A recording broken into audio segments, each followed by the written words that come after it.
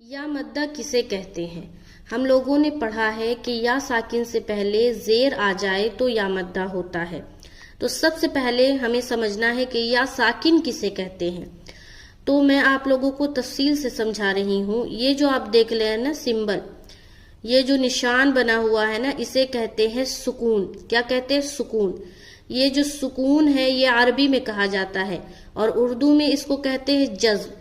تو یہ جو سکون ہے یہ کسی لیٹر کے اوپر آ جائے، کسی حرف کے اوپر آ جائے تو اسے ساکن بنا دیتا ہے۔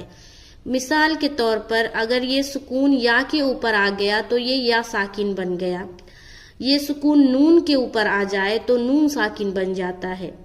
یہ سکون واو کے اوپر آ جائے تو واو ساکن ہو گیا۔ اسی طریقے سے یہاں پر یا کے اوپر آ گیا تو یا ساکن ہو گیا۔ اب یا ساکن سے پہلے زیر آ جائے تو یا مدہ ہوتا ہے اور یا مدہ کو ایک